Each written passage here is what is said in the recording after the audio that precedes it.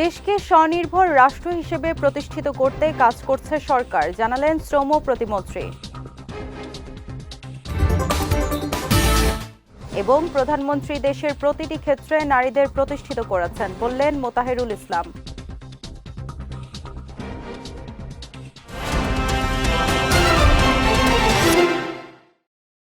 আসসালামু আলাইকুম। বিএসআরএম চট্টগ্রাম সংবাদে আমন্ত্রণ জানাচ্ছি আমি সিরাজুম মুনিরা বিলাসী। শুনছিলেন শিরোনাম, এবার বিস্তারিত। বাংলাদেশকে একটি উন্নত ও বহির্বিশ্বে স্বনির্ভর রাষ্ট্র হিসেবে প্রতিষ্ঠিত করতে প্রধানমন্ত্রী শেখ হাসিনার নেতৃত্বে সরকার কাজ করছে বলে জানিয়েছেন শ্রম ও কর্মসংস্থান প্রতিমন্ত্রী নজরুল ইসলাম চৌধুরী। গতকাল নগরীর সাতকানিয়া উপজেলার কালিয়াইশ ইউনিয়নে আলী আহমদ প্রাণহরি উচ্চ বিদ্যালয়ে পুরস্কার বিতরণী অনুষ্ঠানে তিনি এই কথা জানান। বলেন, সরকার শিক্ষা খাতে যে মেগা প্রকল্পগুলো হাতে নিয়েছে তা বাস্তবায়নে শেখ হাসিনার বিকল্প নেই। এ সময় বিদ্যালয়ের পরিচালনা কমিটির সভাপতি হাফেজ আহমেদ, উপজেলা পরিষদের ভারপ্রাপ্ত চেয়ারম্যান আঞ্জুমান আরা বেগম, উপজেলা নির্বাহী কর্মকর্তা মিল্টন বিশ্বাস সহ অনেকে উপস্থিত ছিলেন। প্রধানমন্ত্রী শেখ হাসিনা দেশের প্রতিটি ক্ষেত্রে নারীদের প্রতিষ্ঠিত করেছেন বলে মন্তব্য করেছেন চট্টগ্রাম 12 আসনের সংসদ সদস্য মোতাহিরুল ইসলাম। সকালে নগরের স্টেশন রোডের একটি মোটেলে সংসদ সদস্যদের সঙ্গে অপরাজিতাদের সংলাপ অনুষ্ঠানে তিনি এ মন্তব্য করেন। অনুষ্ঠানে বিশেষ অতিথি ছিলেন সংরক্ষিত আসনের সংসদ সদস্য শামিমা হারুন লুবনা। বিভাগীয় অপরাজিতা নেটওয়ার্কের সভাপতি জ্যাসমিন সুলতানা পারুর সভাপতিত্বে সংলাপে স্বাগত বক্তব্য রাখেন অপরাজিতা কর্মসূচির সমন্বয়কারী ওমর খৈয়াম। এ সময় সকল ধরনের বাধা নিরসনে সংসদ সদস্যদের সমর্থন ও উদ্যোগের প্রত্যাশা করেন বক্তারা। দক্ষিণ পশ্চিম বঙ্গোপসাগরে সৃষ্ট নিম্নচাপটি ক্রমান্বয়ে ঘূর্ণিঝড়ে রূপান্তরিত হওয়ার পূর্বাভাস রয়েছে। এমন পরিস্থিতিতে উপকূলীয় অঞ্চলের জনগণ, মৎস্যজীবী ও নৌযান সমূহকে ক্ষয়ক্ষতি থেকে রক্ষার জন্য জনসচেতনতামূলক কর্মকাণ্ড পরিচালনা করছে বাংলাদেশ কোস্টগার্ড। এ লক্ষ্যে চট্টগ্রাম কক্সবাজার সমুদ্র উপকূলের বিস্তীর্ণ এলাকায় কোস্টগার্ডের স্টেশন এবং আউটপোস্ট থেকে মাইকিং ও লিফলেট বিতরণ করা হয়েছে। এছাড়া ঘূর্ণিঝড়ে জীবন রক্ষার জন্য নিকটবর্তী সাইক্লোন শেল্টার স্টেশনে আশ্রয় গ্রহণের প্রস্তুতির জন্য সকলকে সচেতন করা হচ্ছে। প্রধানমন্ত্রী শেখ হাসিনার স্বদেশ প্রত্যাবর্তন দিবস উপলক্ষে জননেত্রী স্বদেশ প্রত্যাবর্তন, এগিয়ে যাওয়া বাংলাদেশ শীর্ষক আলোচনা সভা অনুষ্ঠিত হয়েছে। গতকাল বিকেলে নগরীর প্রেস ক্লাবের এস রহমান হলে বঙ্গবন্ধু পরিষদ চট্টগ্রামের উদ্যোগে এ সভার আয়োজন করা হয়।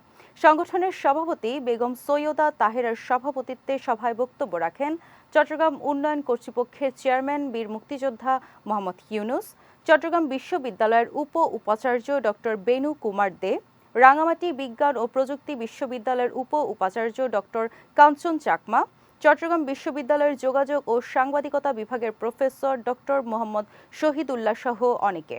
এ সময় 2041 সালের মধ্যে উন্নত দেশে পরিণত করার লক্ষ্য নির্ধারণ করে প্রধানমন্ত্রী শেখ হাসিনা এগিয়ে যাচ্ছেন বলে মন্তব্য করেন বক্তারা। টেকনাফের শিলখালীর জাহাজপুরায় সমুদ্রের উপকূল ঘেঁষে বন বিভাগের জায়গায় বেড়ে ওঠা 300 বছরের প্রাচীন গর্জন বাগানটিতে একসময় ভ্রমণ ও গবেষণা করার জন্য ছুটে আসত প্রচুর সংখ্যক শিক্ষার্থী ছাড়াও দেশি বিদেশি পর্যটক। বর্তমানে বাগানটিতে অকেজো হয়ে পড়া অবকাঠামো সংস্কার সহ নিরাপত্তা ব্যবস্থা জোরদার করা গেলে প্রাণ চাঞ্চল্যতা ফিরে পাবার পাশাপাশি বৈদেশিক মুদ্রা অর্জন করা সম্ভব। কক্সবাজার প্রতিনিধি এম শাহ আলমের পাঠানো তথ্যচিত্রে জাফাতন্তুর ডেস্ক রিপোর্ট। কক্সবাজার শহর থেকে মেরিন ড্রাইভ সড়ক দিয়ে 55 কিলোমিটার দক্ষিণে গেলেই সমুদ্র সৈকতের কূল ঘেঁষে মাথা উঁচু করে দাঁড়িয়ে আছে 300 বর্ষী গর্জন বাগান। এখানে গর্জন গাছ ছাড়াও বৈলাম, জারৈল, তেসল, সাপালি, ওরিয়াম ও শিলকড়াই গাছ রয়েছে, যার এক একটির বয়স 300 বছর পেরিয়ে গেছে। পর্যটকদের বিনোদনের মাত্রা বাড়াতে 2015 সালে কক্সবাজার দক্ষিণ বন বিভাগের শিলখালী রেঞ্জের অধীনে জাহাজপুরা এলাকায় অবস্থিত 72 হেক্টর জায়গা জুড়ে পর্যটকদের বিশ্রাম ও বিনোদনের ব্যবস্থা রেখে এই বাগানকে প্রাকৃতিক পর্যটন কেন্দ্র হিসেবে জাহাজপুরা গর্জন বাগানের উদ্বোধন করা হয়। জাহাজপুরা ইকো পার্ক হিসেবেও পরিচিতি রয়েছে এই পর্যটন কেন্দ্রটির।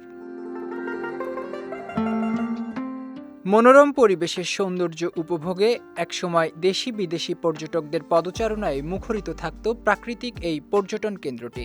পাশাপাশি গাছগুলো নিয়ে গবেষণা করতে আসতেন অনেক গবেষকও।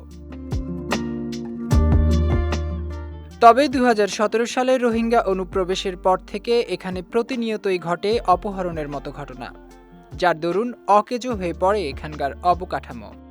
এমন অবস্থায় এই পর্যটন কেন্দ্রটির নিরাপত্তা জোরদার সহ অবকাঠামো সংস্কার ও ওয়াচ টাওয়ার স্থাপন করার দাবি স্থানীয়দের।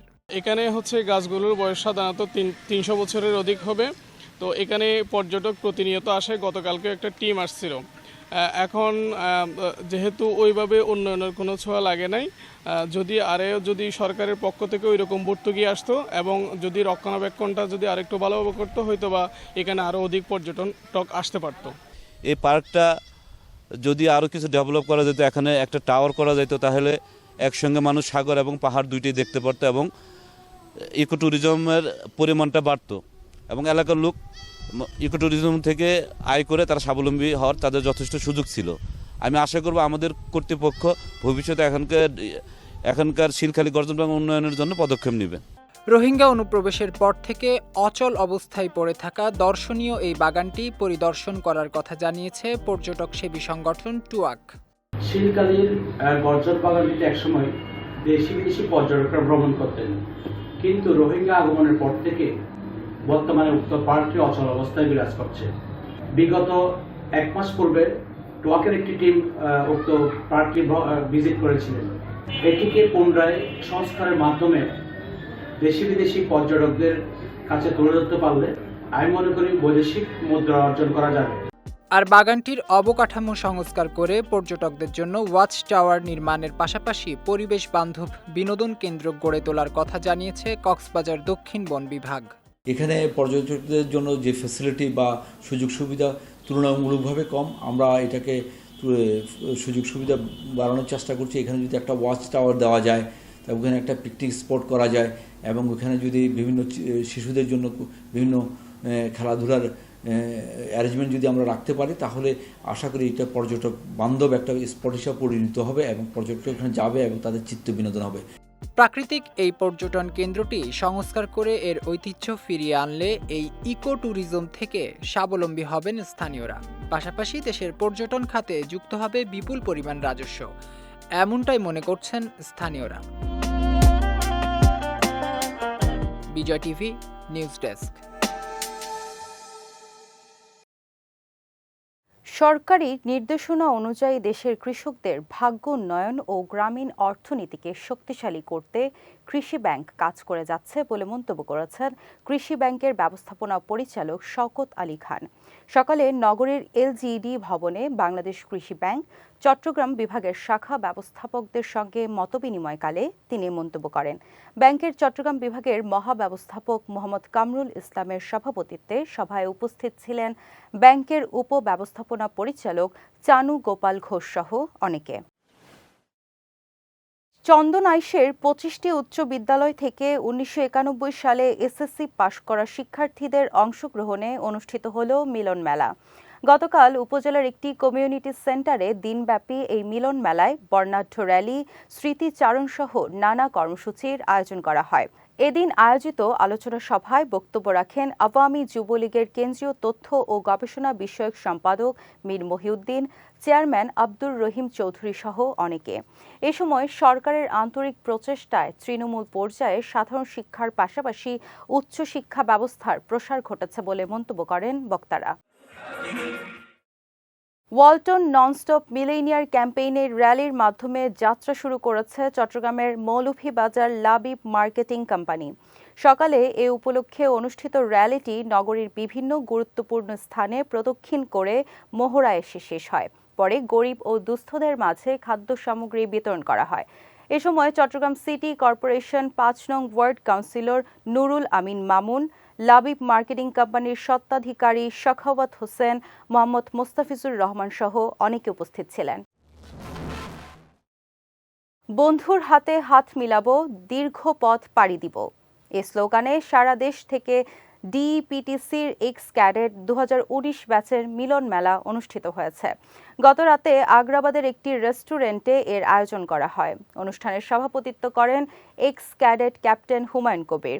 এ সময় captain Mohammad Masud, captain Morshed, captain Maruf সহ অনেকে উপস্থিত ছিলেন।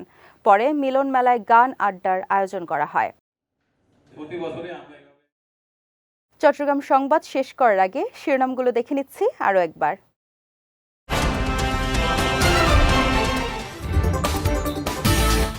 দেশকে স্বনির্ভর রাষ্ট্র হিসেবে প্রতিষ্ঠিত করতে কাজ করছে সরকার, জানালেন শ্রম প্রতিমন্ত্রী।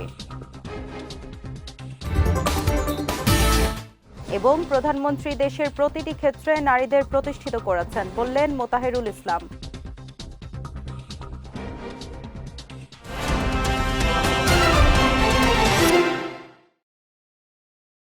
চট্টগ্রাম সংবাদ শেষে আজকের মতো আমি সিরাজুম মুনিরা বিলাসী আপনাদের কাছ থেকে বিদায় নিচ্ছি। রাত 9:15 আমাদের পরবর্তী বিজয় রাতের সংবাদ দেখার আমন্ত্রণ রইল।